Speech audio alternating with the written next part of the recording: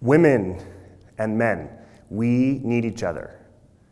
People of all shades of the gender identity and spectrum need each other, but today I'm going to be talking about women and men and the way we're relating, because it's my sense that there's really actually a crisis in gender relations right now, and how women and men are relating wider. Who has a sense that there's something kind of really off right now about the way the genders are relating? So pretty much everyone in the room.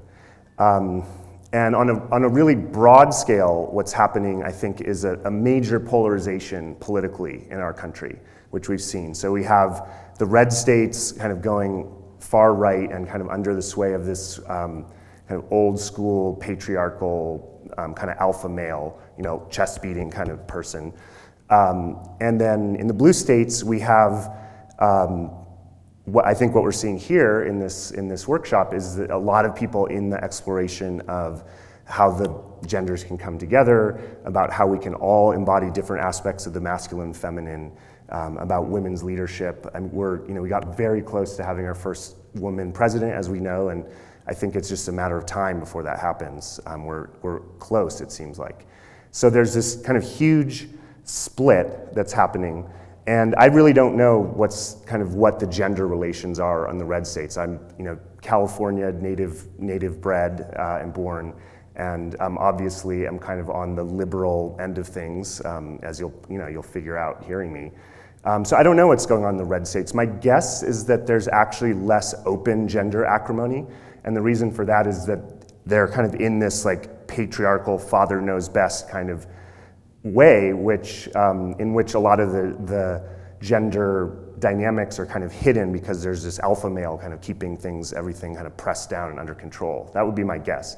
But on the blue state side, even within this kind of more liberal environment, there's a lot of back and forth, a lot of finger pointing, a lot of mistrust, a lot of fighting, especially online. There's just online is like the Wild West right now, and it's brutal out there to be engaged in these kind of political conversations around feminism and women's empowerment and leadership. And we're trying to work out a society for the first time in 5,000 years of patriarchy, where we're going post-patriarchal, perhaps going back to something similar to what existed before patriarchy, where there was a reverence for the feminine. There was, typically in pre-patriarchal cultures, there was a Mother Earth kind of reverence and goddess religion, goddess worship figured in a lot, and a more matriarchal family structures, matrilineal often, where the mothers were, very much respected as leaders in the community, as leaders, wisdom for political wisdom and all these things. So it could be that we're going back in certain ways, but we're also going forward because we're integrating a lot of the things that have occurred in the last 5,000 years into a world where women are leaders now and are only becoming more so day by day. And I think we see this at a conference here, which is really women-driven and women-run. So I'm going to try to give my kind of most compact explanation of where I think the fissures are happening and why it is. And that is that in patriarchy, which we've had again for about 5,000 years, there's a really rigid polarization of gender roles.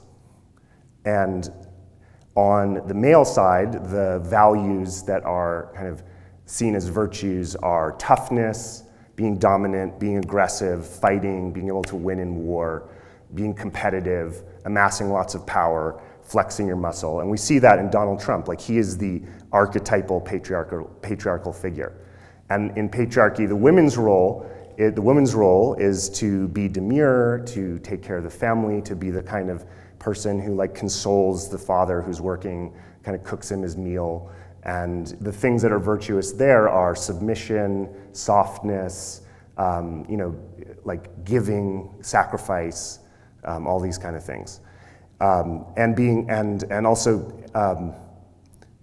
in a more positive sense, being sort of the aesthetic driver of the family unit. So under patriarchy, the father's out fighting and bringing home the bacon, And the woman is like making things beautiful at home and like making herself beautiful, basically being like a beautiful kind of aesthetic object in certain ways. So we're moving in certain parts of the country, including very much so the Bay Area and Northern California, we're moving away from that. But we haven't quite figured out this like non-gendered role relating thing. Like it's still really crunchy. And I think it's getting a lot better is my sense. But anybody, and I'm sure you all in this room have experienced this in different ways, anyone who tries to go out of the gender roles is like still like shot down from a lot of different angles. So we saw this with Hillary, for example. Hillary, is a very like tough, aggressive, like she's someone you don't fuck with, She's seriously aggressive. She kind of bulldozes through things, like nothing, you can shoot anything you want at her, it doesn't impact her. So that might be like considered traditionally a kind of masculine way of leadership. And what did she get? Like, oh, she's a bitch. She's a butch dyke. She got a lot of that kind of stuff. Like all these kind of ways that people cut women down when they step out of that kind of demure, soft, sensitive gender role. On the other side, and this is going to be the focus mostly of the talk today because I have more experience with it personally, men who step out of those gender roles and who want to express more of a soft side, more of a traditionally feminine side. They want to be more sensitive to people's emotions, better communicators, better weavers of community and tribe,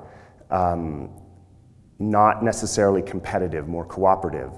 And I very much consider myself one such man, we get beat down for that, literally beat down.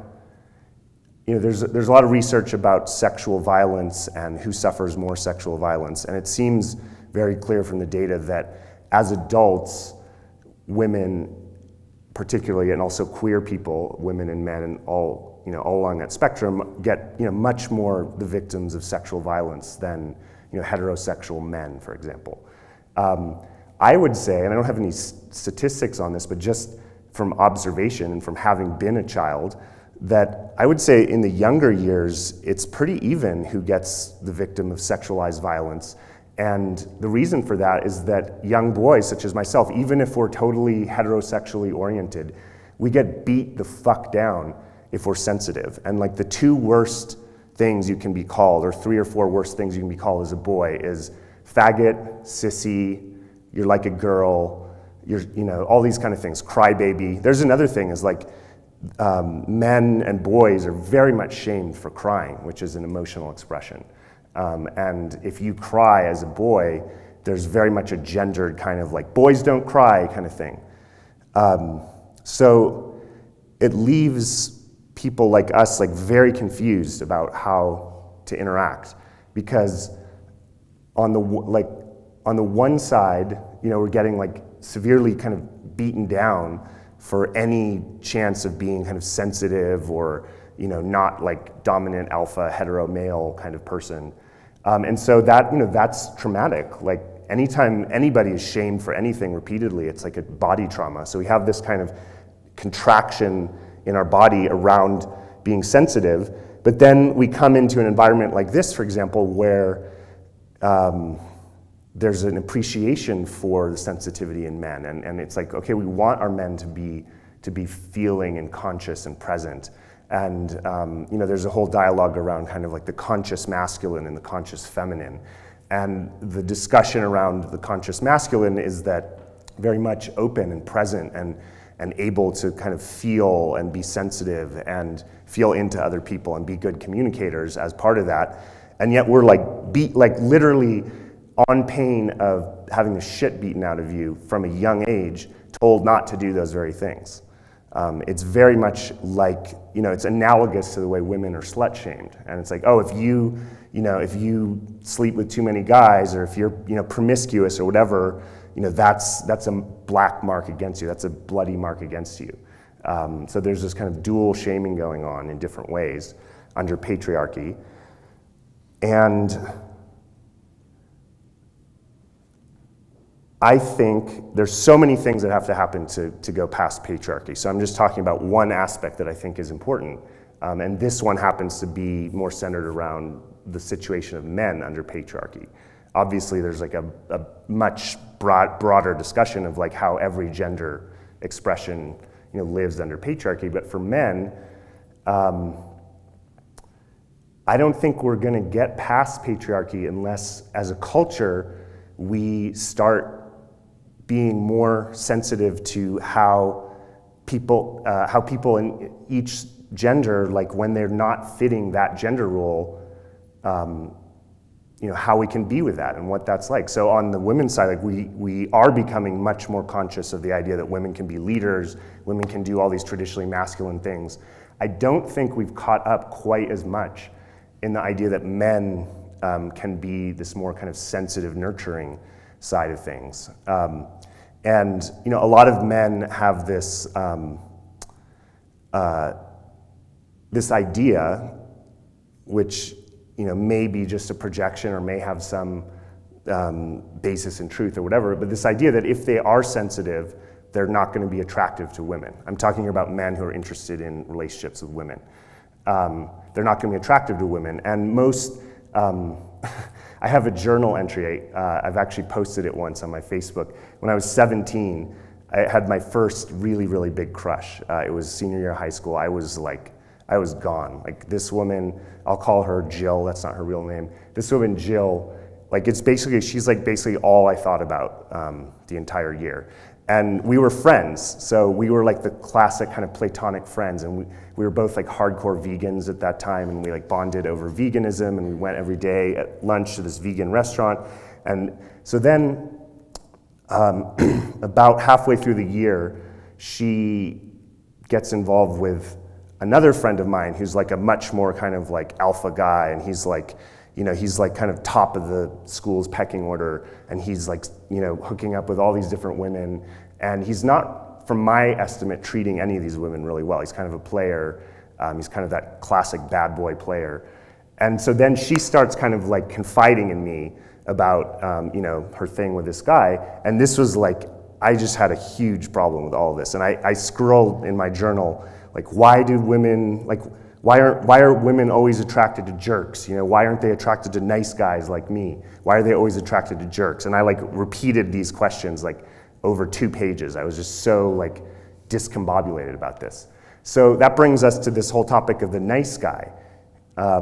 So there's this idea of, okay, there's these like jerks out there, you know, these kind of old school brutish alpha males. And then there's the nice guys who are like the sweet, sensitive guys, and you know, who you know, really respect and care for women and like want to be women's friends, and they embody a lot of these traits. That's on the good side. On the bad side, they're often like really needy and sexually repressed and kind of like trying to trade friendship for like some kind of favor with women or something. So there's a shadow side of the nice guy as well. But whatever it is, like ideally we would think in our society we would want men to be nice, or let's use the word kind because it's kind of less wrapped up in that whole dialogue around the nice guy. But like we want everyone to be kind, and in particular we want men to learn to be kinder, because men have been socialized to like, you know, be beating the shit out of each other and waging war, like from the micro to the macro level, where I mean you know, we're in a very precarious situation globally with all these different states, you know, nuclear armed and all these things. And again, it's like men chest beating with nuclear weapons instead of, you know, instead of just taunts or fists or whatever. So, okay, we need to explore like how men can be kinder with each other and with women.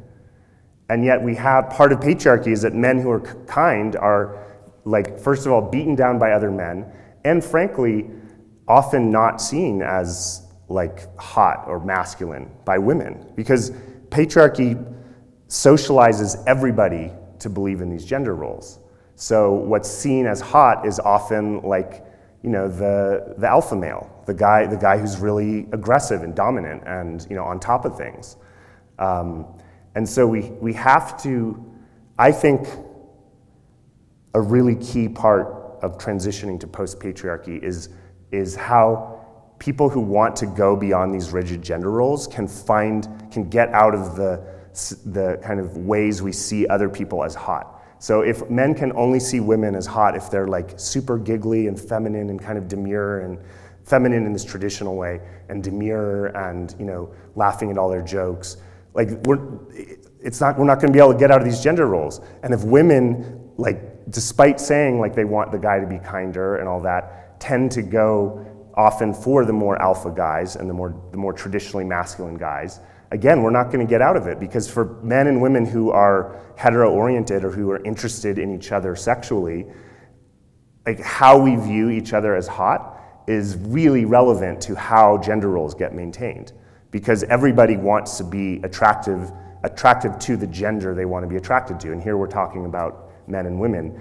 You know, if you're interested in the opposite sex, which is a problematic term, but it's in wide use, so we'll just use it. If you're interested in the opposite sex, how the opposite sex sees your sex as hot is like super, super relevant to you. I mean, sex is one of the basic drivers, right? There's like, basically it's like food and sex and basic, you know, bodily integrity of safety.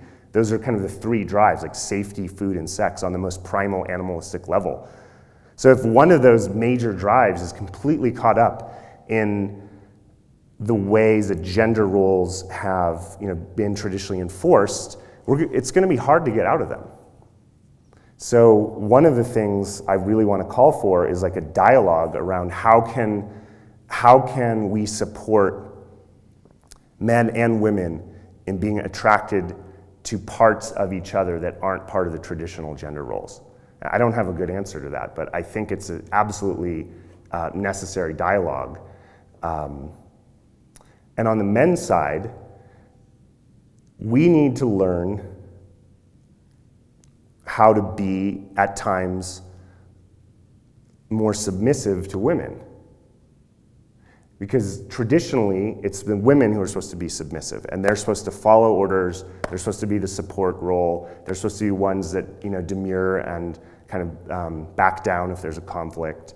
And so we're not going to get out of that out of men being leaders, women being the followers, unless men learn how to be the followers to a certain degree. And we don't really know that. We don't know that. We haven't been taught that at all. And so as we have women rising in leadership, which is, in my opinion, basically the most hopeful trend I see anywhere right now. That's an undeniable trend, and it seems to me the only hope we have really as a species right now. As that happens, there's going to be more women leaders, which means more male followers. So we have to develop a concept of masculinity that allows for following women, that allows for submitting to women at times when women are like taking a stronger, kind of more traditionally masculine leadership style. And here's the challenge for us as men, and I'm saying this really with a lot of humility because I'm in it, I've been there, is that when we follow women, when we put ourselves kind of beneath a woman in some kind of like hierarchy or status hierarchy, from a very young age we have had literally the shit beaten out of us for doing that, by being called a sissy or wussy or faggot or whatever gets hurled at guys who are willing to be more in a give and take or a follower position, and who are more able to communicate with women on women's terms. So the reason I want to give this talk is I think it's a really important and central piece of the dialogue, is that we can point fingers all we want at the kind of traditional alpha males who are kind of taking over more assertively right now, kind of the Donald Trumps of the world, and we can try to get them to change.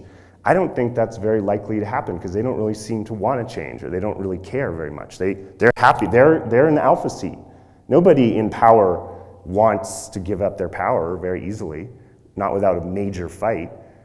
So I think it's really important to start a dialogue with the beta males, and I use these terms alpha and beta, basically just meaning like who's higher up in status hierarchies, with the men who are lower on the status hierarchies, and say, how can we nourish your talents? How can we nourish the fact that despite all the shaming, despite all the beatdown, you have persisted in really holding respect for women very high and learning how to communicate with women, learning how to follow women's leads at times, learning to adopt more traditionally feminine values. How can we encourage that without shaming you for being a wimp or a wussy, and showing you ways that you can step up and exert more of your leadership as well in ways that don't mirror the ways that kind of traditional alpha male patriarchs have exerted their leadership. That's the basic idea I want to share. What I'm most interested in, we have a wide range of people here, is just getting a dialogue going on these topics. So I would love to just encourage an open-ended discussion here. Anything that came up, any questions, any observations, comments, yeah, let's get it going.